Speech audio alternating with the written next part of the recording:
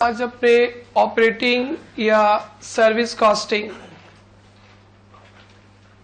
इसे operating costing public service costing कहते हैं। कौन सा पेज नंबर है आपके बुक का?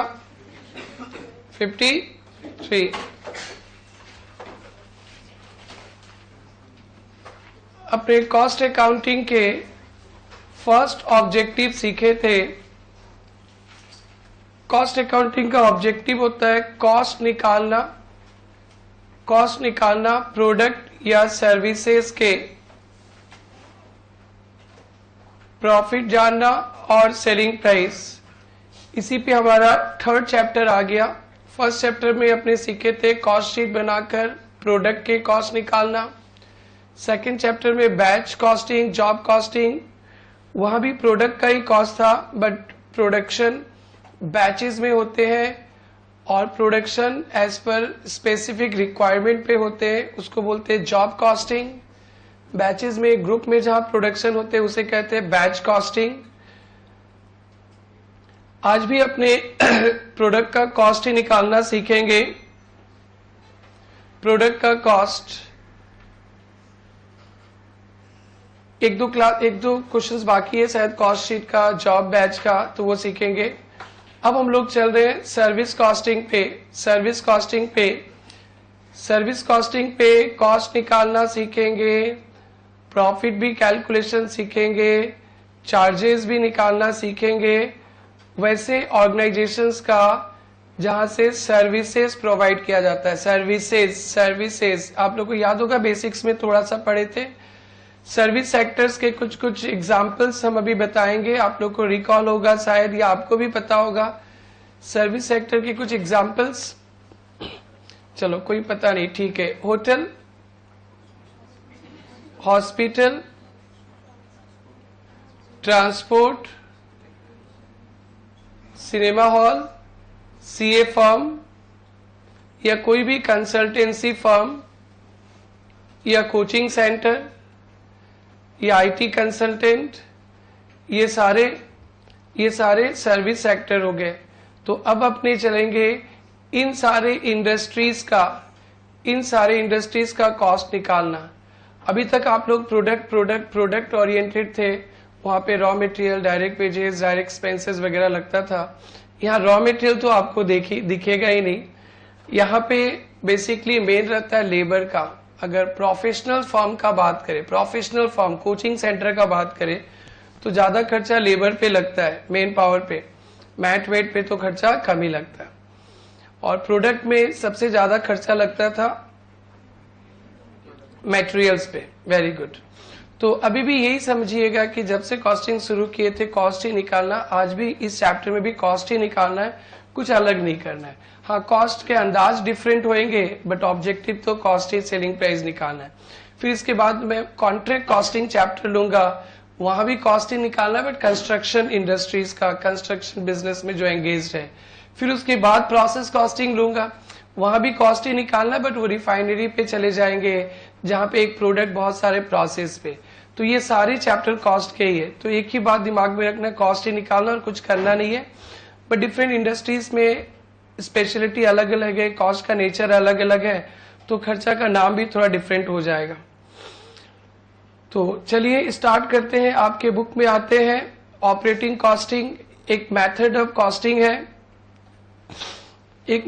कॉस्टिंग है। वैसे इंडस्ट्रीज पे लगता है जहां पे सर्विसेज दिया जाता है, services.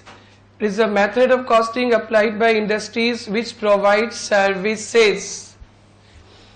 The emphasis under operating costing is ascertainment of cost of rendering service. पहले आप cost of goods produced and sold निकालते थे, अब cost of services rendered. It is applied in case of transport companies, gas and water works, electricity, canteen, hospital, cinema hall, school। Hotel नहीं दिख रहा है क्या यहाँ पे? लिख लेना hotel. Consultancy firm, CA firm, consultancy firm में सीए फर्म,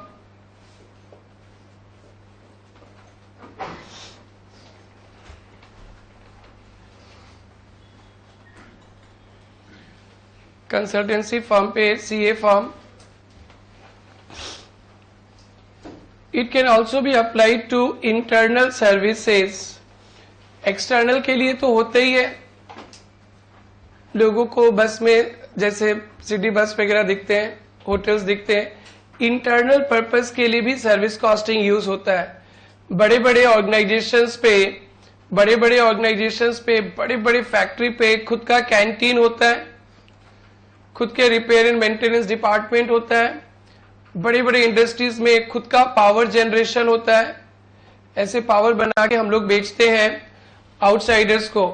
बिग इंडस्ट्रीज, यहाँ पे पावर खुद का जनरेट होता है और खुद ही पावर यूज करते हैं, उसको बोलते हैं कैप्टिव कंजम्पशन। कैंटीन, बड़े बड़े इंडस्ट्रीज में फैक्ट्री कंपाउंड के अंदर कैंटीन रहता है, वर्कर्स को खाना दिया जाता है। तो ये भी, यहाँ भी हम लोग कैंटीन का कॉस्ट निकाल कर खाना का चार्जेस देखेंगे। कॉस्ट देखना है भैया अपने को। रनिंग एंड मेंटेनेंस डिपार्टमेंट रहता है। मेंटेनेंस डिपार्टमेंट गांव वाले का मेंटेनेंस नहीं करते, अपना बिग इंडस्ट्रीज है, प्रॉपर मेंटेनेंस चाहिए, एक मेंटेनेंस डिपार्टमेंट है। मेंटेनेंस डिपार्टमेंट सर्विस देता है प्रोडक्शन डिपार्टमेंट को। तो सर्विस कॉस्टिंग एक्सटर्नल के लिए भी लगता है, इंटरनल के लिए। हालांकि आप लोग को एक्सटर्नल के लिए पढ़ना है, इंटरनल पर्पस वाला अपने ओवरऑल चैप्टर में कवर कर लेंगे। सर्विस एक्सटर्नल पर्पस पे भी होता है, इंटरनल भी होता है। एक्सटर्नल पर्पस पे देते तो डायरेक्ट पैसे चार्ज करते, आप मेरे होटल में रहोगे पैसा लेंगे, मेरे सिनेमा हॉल में सिनेमा देखने आओगे पैसे लेंगे, मेरा बस है उसमें आप लोग ट्रैवल करेंगे पैसे लेंगे। बट इंटरनल पर्पस के लिए भी होता है। फैक्ट्री के अंदर कैंटीन है, खाना दिया जाएगा। फैक्ट्री के अंदर मेंटेनेंस डिपार्टमेंट है, वो लोग मेंटेनेंस करेंगे। फैक्ट्री के अंदर पावर डिपार्टमेंट है, बाजार से पावर खरीदो पैसे लगेंगे और खुद पावर जनरेट करके पावर यूज करते, कैप्टिव कंजम्पशन। यहाँ भी सर्विस दिया जा रहा है बट अंदर। तो ये हमारी पढ़ाई यहाँ पे नहीं है, पर ध्यान रखना सर्विस और सर्विस कॉस्टिंग एक्सटर्नल के लिए भी होता है, इंटरनल के लिए। बट हमें एक्सटर्नल पढ़ना है और इंटरनल हम लोग ओवरहेड चैप्टर में कवर कर लेंगे। कहाँ कर लेंगे? ओवरहेड। थोड़ा सा नाम देख लीजिए। Service costing can be applied to the services supplied by canteen department. Canteen department खाना प्रोवाइड करता है 2-3 टाइम का, वो अपने ही वर्कर्स को, अपने ही टीम मेंबर्स को दिया जाता है। तो ये भी एक सर्विस हो गया, इनका भी खर्चा को अपने चार्ज करेंगे बट ओवरहेड में सीखेंगे। मेंटेनेंस डिपार्टमेंट भी प्रॉपर मेंटेन करते हैं, आउटसाइडर्स को नहीं, इंटरनल पूरा ऑर्गेनाइजेशंस को। तो ये भी एक सर्विस हो गया with in the organisation. External को एक बार फिर से देख लेंगे। ट्रांसपोर्ट कंपनीज के 2 टाइप के सर्विसेज हो गए, एक तो पैसेंजर और एक गुड्स। आपके इस चैप्टर में maximum number of questions transport industries के हैं, एग्जाम में कुछ भी आ सकता है। इलेक्ट्रिसिटी के क्वेश्चंस भी है, हॉस्पिटल्स भी है, स्कूल्स भी कवर्ड है, होटल्स भी है, सारे हैं। बट एग्जाम में ट्रांसपोर्ट इंडस्ट्रीज का बहुत आता है, तो हम लोग 2 दिन तो ट्रांसपोर्ट इंडस्ट्रीज पे प्रैक्टिस करेंगे। अब आगे से जो मेरा डिस्कशन होगा वो लिमिटेड होगा ट्रांसपोर्ट इंडस्ट्रीज का। सर्विस कॉस्टिंग ही पढ़ रहे हैं बट स्कूल में जिस तरह का खर्चा जो काम किया जाता है ट्रांसपोर्ट इंडस्ट्रीज में तो वो उस तरह का काम नहीं किया जाता है, या होटल इंडस्ट्रीज में उस तरह का काम नहीं किया जा सकता है। तो पढ़ेंगे हम लोग सर्विस कॉस्टिंग, बट अभी 2 क्लासेस फोकस रहेंगे ट्रांसपोर्ट, फिर ट्रांसपोर्ट खत्म करके फिर होटल इंडस्ट्रीज, फिर अपने स्कूल्स पे आ जाएंगे, फिर सिनेमा हॉल पे आ जाएंगे, फिर हॉस्पिटल पे। डेडिकेटेड 4-5 टॉपिक पढ़ाई करना है।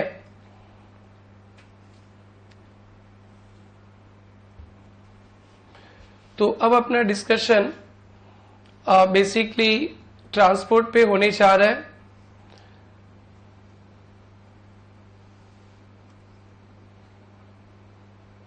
बेसिक्स में आप लोग को बताया गया था, पूरे कॉस्ट अकाउंटिंग में अपने कॉस्ट निकालेंगे, अपने प्रोडक्ट का है तो प्रोडक्ट का, सर्विस है तो सर्विस का, इसमें प्रॉफिट जोड़ देंगे, ये सेलिंग प्राइस निकल जाएगा। या चार्जेस निकल जाएगा, सर्विस में चार्जेस बोलते हैं। और इस सेलिंग प्राइस और चार्जेस को क्वांटिटी से डिवाइड कर देंगे तो आपके पर यूनिट कॉस्ट या सेलिंग प्राइस निकल जाएगा। बस यही करना है इस चैप्टर पे। हमने जो सर्विसेज प्रोवाइड किए हैं या जो करने वाले हैं उसके कॉस्ट निकालेंगे, कॉस्ट में प्रॉफिट जोड़ देंगे और प्रॉफिट जोड़ के टोटल रेवेन्यू या टोटल चार्जेस निकल जाएंगे और क्वांटिटी से डिवाइड कर देंगे और हमारा रेट निकल जाएगा। ये काम करने के लिए सिर्फ दो नॉलेज की जरूरत है। जो कॉस्ट निकालते हैं, कॉस्ट शीट बनाकर, आपने प्रोडक्ट के केस में फंक्शनल क्लासिफिकेशन देखा था ना, prime cost, works cost, cost of production, COGS, cost of sales. Function के बेसिस पे फैक्ट्री डायरेक्ट एक्सपेंसेस, फिर फैक्ट्री का एक्सपेंसेस, फिर ऑफिस का एक्सपेंसेस, फिर रिसर्च एंड डेवलपमेंट वगैरह, selling and distribution, quality control, ये फंक्शनल बेसिस पे कॉस्ट स्टेटमेंट बनाया था। आज भी आप लोग कॉस्ट स्टेटमेंट बनाओगे, यहाँ पे बेसिकली बिहेवियर अप्रोच पे कॉस्ट स्टेटमेंट बनता है। तो बिहेवियर अप्रोच पे कॉस्ट स्टेटमेंट मैंने सिखाया था। फिक्स कॉस्ट होता है, वेरिएबल कॉस्ट होता है, semi variable cost, semi fix cost भी होता है। तो आज का अपना कॉस्ट स्टेटमेंट, पूरा इस चैप्टर का cost statement on the basis of behaviour बनेगा, on the basis of behaviour. तो अब आपको फिर से पढ़ना पड़ेगा कि फिक्स कॉस्ट क्या होते हैं, वेरिएबल कॉस्ट क्या होते हैं, सेमी वेरिएबल कॉस्ट, ये सिखाएंगे। सिंस इसको हम लोग बेसिक्स में पढ़ चुके हैं, इस पे 4 क्वेश्चंस भी कर चुके हैं, तो ये मेरा सेकेंडरी टॉपिक होगा। ये फर्स्ट टॉपिक है but this is my secondary topic. तो कॉस्ट तीनों की नॉलेज हमारे पास है। और एक अच्छा पॉइंट यहाँ मिलेगा आप लोगों को, सर्विस सेक्टर में क्वांटिटी ना बेसिकली कॉम्पोजिट यूनिट होते, कॉम्पोजिट यूनिट्स ऑफ मेजरमेंट। आज तक आप लोग पर केजी, पर लीटर, पर डजन, पर पीस, पर 100 यूनिट्स, पर 1000 यूनिट्स, ऐसा पर पेन, पर ऐसे कुछ कुछ देखे होंगे, पर बोतल। लेकिन आज जो पढ़ने वाले हो आप लोग, यहाँ पे कॉम्पोजिट यूनिट्स, लाइक ट्रांसपोर्ट पे बोलते आ रहे थे passenger kilometre, passenger kilometre, tonne kilometre. Hotels पे बोलते आ रहे थे room days, room days, room days. Hospital पे भी रूम डेज, सिनेमा हॉल पे पर शो, पर टिकट। तो आज आप लोग सीखने जा रहे हो कि किस तरह से कॉम्पोजिट यूनिट निकाला जाता है। तो बस 2 ही टॉपिक सीखना है बाबू लोग। एक कॉस्ट शीट बनाना सीखना है जिसमें खर्चा को आप फिक्स्ड और वेरिएबल में बांटोगे, जिसपे नॉलेज हमने शेयर कर दिया था, फिर भी करेंगे। और एक सीखना है कॉम्पोजिट यूनिट। सपोज ये खर्चा जो भी आ गया, सेलिंग प्राइस जो भी आ गया, 5 लाख आ गया, divided by number of passenger से डिवाइड नहीं करेंगे, पैसेंजर किलोमीटर से डिवाइड करेंगे। अगर होटल्स का रेवेन्यू 5 लाख है, डिवाइडेड बाई रूम से नहीं, रूम डेज से करेंगे। अगर ये 5 लाख सिनेमा हॉल का रेवेन्यू है तो divided by number of seat से नहीं करेंगे, पर शो, पर सीट, वैसा करेंगे। तो वो कॉम्पोजिट यूनिट सीखने जा रहे हो। इस चैप्टर में सिर्फ यही नया है, बाकी सब पुराना है। तो अब हमारा डिस्कशन और लिमिटेड हो गया। अब हम लोग सीखने जा रहे हैं कॉम्पोजिट यूनिट। कॉम्पोजिट यूनिट सीखने के बाद फिर कॉस्ट स्टेटमेंट पे डिस्कशन करेंगे और फिर उसके बाद ट्रांसपोर्ट खत्म हो जाएगा।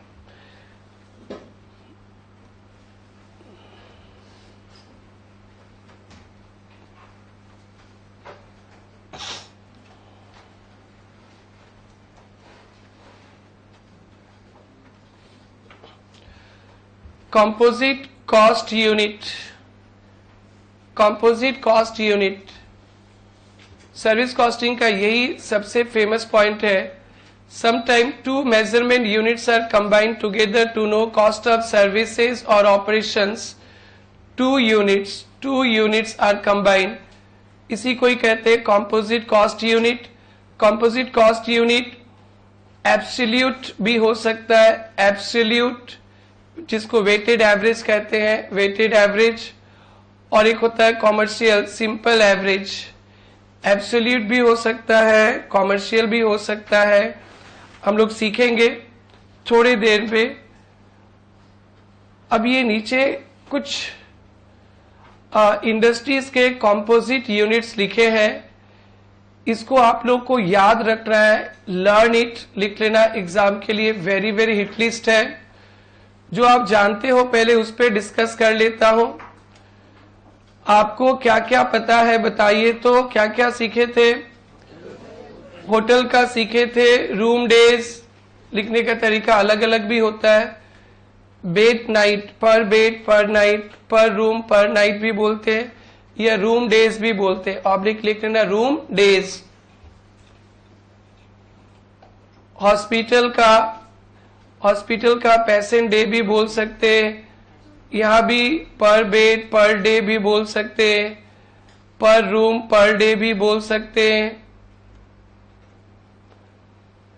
पर बेड पर डे भी बोल सकते हैं, रूम डे भी बोल सकते हैं। और जहां ऑपरेशन होता है ना, ऑपरेशन पर ऑपरेशन भी बोल सकते हैं, पर ऑपरेशन करते ना डॉक्टर साहब, आपका अलग ऑपरेशन आपका अलग, तो पर ऑपरेशन भी निकाला जा सकता है, ये भी लिख लेना पर ऑपरेशन। बाजू में लिख लेना लर्न इट, ये आप लोग को 2-3 नंबर दिला सकता है एग्जाम पे। पैसेंजर ट्रांसपोर्ट तो कभी भी नहीं भूलेंगे, पैसेंजर किलोमीटर भी हो सकता है, टन किलोमीटर भी हो सकता है। पावर हाउस, पावर भी बनाया जाता है in house, kilowatt hours. Educational institutions, number of students के बेसिस पे भी लग सकता है, सब्जेक्ट वाइज भी लग सकता है, सब्जेक्ट वाइज भी लग सकता है, क्लास वाइज भी लग सकता है, कोर्स वाइज भी लग सकता है, course wise number of students के बेसिस पे भी लग सकता है, नंबर ऑफ क्लासेस के बेसिस पे भी लग सकता है, कोर्स वाइज। आप लोग का फी तो कोर्स वाइज लगता है, नंबर ऑफ स्टूडेंट्स के बेसिस पे भी लग सकता है, कोर्स वाइज भी लग सकता है, क्लास वाइज भी लग सकता है। स्टाफ, इंटरनल पर्पस पे खाना दिया जाता है, मील्स प्रोवाइडेड, या नंबर ऑफ स्टाफ के बेसिस पे। मशीन मेंटेनेंस, मशीन आवर के बेसिस पे। कंप्यूटर डिपार्टमेंट, कंप्यूटर टाइम के बेसिस पे। सिनेमा हॉल, पर शो, पर टिकट। सीए फॉर्म लिख लेना, सीए फॉर्म। पर क्लाइंट आवर भी लग सकता है, या पर फाइल भी ले सकते हैं, इनकम टैक्स कंसल्टेंसी पे पर फाइल। सीए फॉर्म कंसल्टेंसी करता है, तो बड़े बड़ी जगह में ना टाइम के बेसिस पे चार्ज करता है। जब प्रेरणा बहुत फेमस सीए बन जाएगी, कोई मिलने आएगा, 1 घंटा का अपॉइंटमेंट, 10,000 रुपया जमा करो, फिर मैडम मिलेगी आपसे। यही सब नॉलेज काम आएंगे जब बहुत फेमस। तो बड़े बड़े दिल्ली, कोलकाता, बड़े बड़े जगहों पे जो बड़े बड़े सीएस होते हैं, उनसे अपॉइंटमेंट लेते हैं क्लाइंट, और आवरली बेसिस पे चार्ज किया जाता है। पहले पैसा जमा, फिर बाद में। आप लोग अच्छी तरह से मेहनत करोगे, मन लगा के काम करोगे, तो आगे ये सिचुएशन आपके साथ आने वाला है। अगर गुवाहाटी बेस्ड है, उस समय तक तो ये कल्चर नहीं आएगा गुवाहाटी में शायद, क्लाइंट को पर आवर। यहाँ तो ऐसे घूमते रहते बहुत सारे सीए, ज्यादा भाव मारेगा दूसरे के पास चले जाएंगे। बट बहुत बड़े कंसल्टेंट, बहुत सीनियर बन जाओगे तो इस तरह से चार्ज करते हो। मेरे को पता है दिल्ली में ऐसा होता है, आपके डिग्री पे, तो आपको वैसा बनना पड़ेगा। ऐसे नहीं सीए बन के ऐश करेंगे, नहीं, एकदम रिसर्च डेवलपमेंट कंटिन्यूअसली करते रहना पड़ेगा, इनोवेटिव होना पड़ेगा, क्लाइंट को डिफरेंट तरीका से हेल्प करना पड़ेगा, तभी ऐसा पहचान बना पाओगे। ऐसे सीए बन के चालू फाइल आएगा, काम करेंगे, मौज मस्ती ऐश करेंगे, तब नहीं। मतलब रिसर्च एंड डेवलपमेंट करना पड़ेगा, ये दिन आएगा। और आपको याद भी आया, पहला फी जब चार्ज करो, यार रमेश गुप्ता पढ़ाया था उस समय, तो समझ ही नहीं आ रहा था क्या है, आज तो सच्ची का हो रहा है। तो डन। तो आप लोग ध्यान रखना, ये जो क्वेश्चन था सीए फाइनल पे आया था, सीए फॉर्म का यूनिट, कॉस्ट यूनिट, तो क्लाइंट आवर के बेसिस पे भी चार्ज किया जा सकता है, ध्यान रखना। और नीचे वाला होमवर्क ले लीजिएगा आप लोग। नीचे एक क्वेश्चन है, उसे होमवर्क में रख लेंगे। देखिए, ये सीए फाइनल जून 2009 और मई 2012 पे आया था।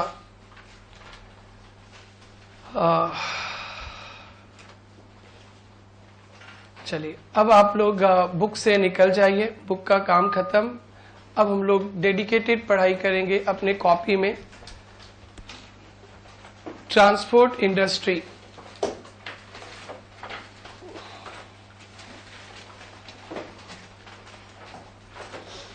ट्रांसपोर्ट इंडस्ट्री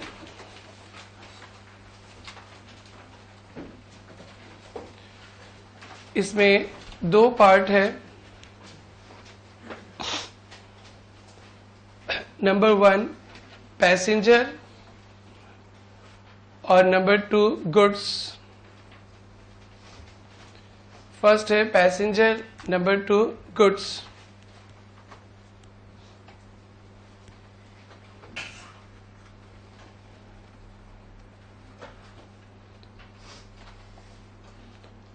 पैसेंजर में आप बसेस लिख सकते हो, बसेस लिख सकते हो, फ्लाइट। गुड्स में ट्रक्स वगैरह जिसपे गुड्स कैरिज किया जाता है, गुड्स।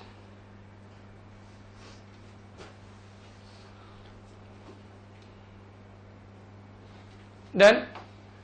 आइए अब मैं कंपोजिट यूनिट पे जा रहा हूं। कंपोजिट यूनिट, बसेस वगैरह में क्या कंपोजिट यूनिट फाइनल किए थे? Passenger kilometre. और गुड्स वगैरह में क्या फाइनल किए थे? टन या केजी किलोमीटर। डन। तो अब हमारे कॉस्ट अकाउंटेंट सीखेंगे किस तरह से पैसेंजर किलोमीटर, टन किलोमीटर, और ये सीख गया तो बहुत आसान हो जाएगा। इतना भी लिख लो। अब मैं पैसेंजर किलोमीटर निकालना सिखाऊंगा।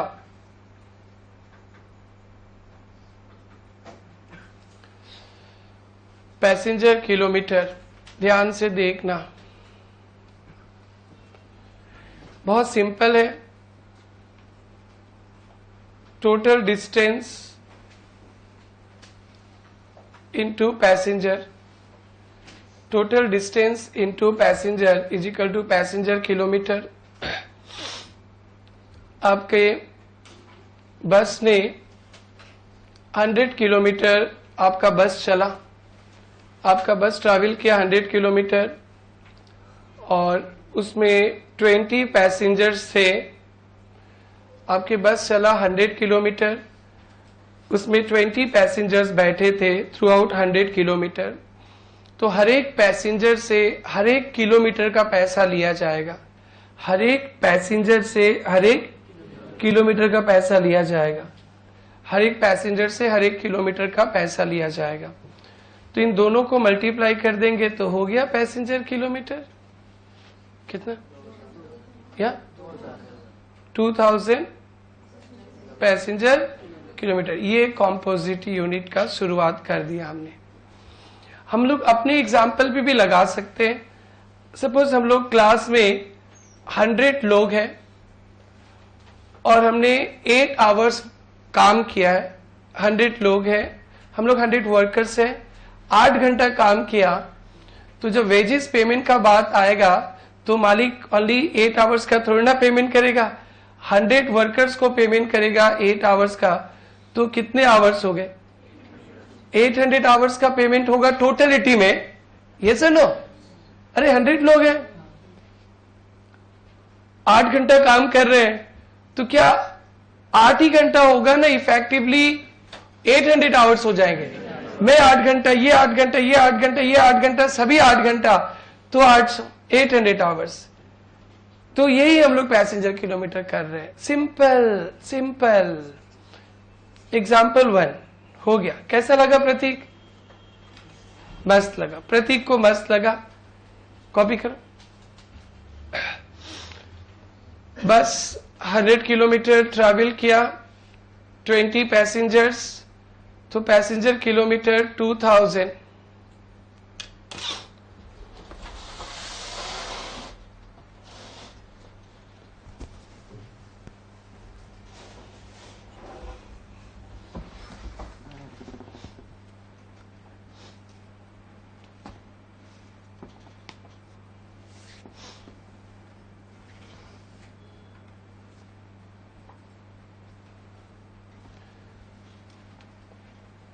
डन, बहुत अच्छा।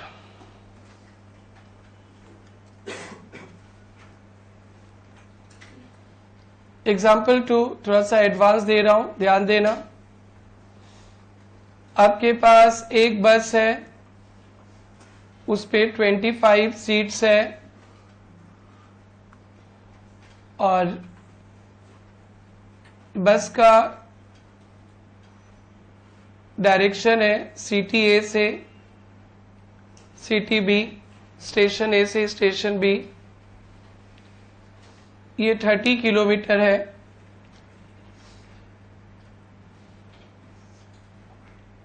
Three trips per day, 3 trips per day, 3 trip होता है, ए से बी में फिर बी से ए में।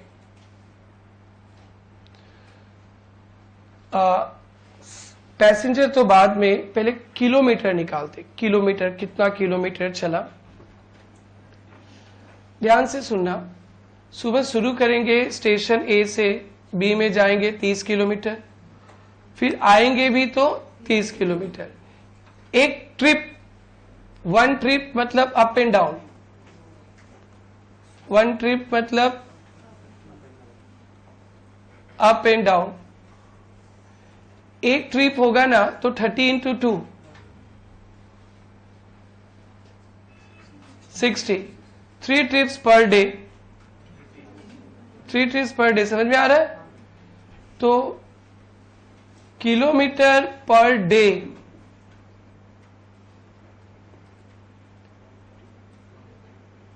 30 इंटू 2, ये पर ट्रिप हो गया, एक ट्रिप। और एक दिन में कितना ट्रिप? 3 trips per day.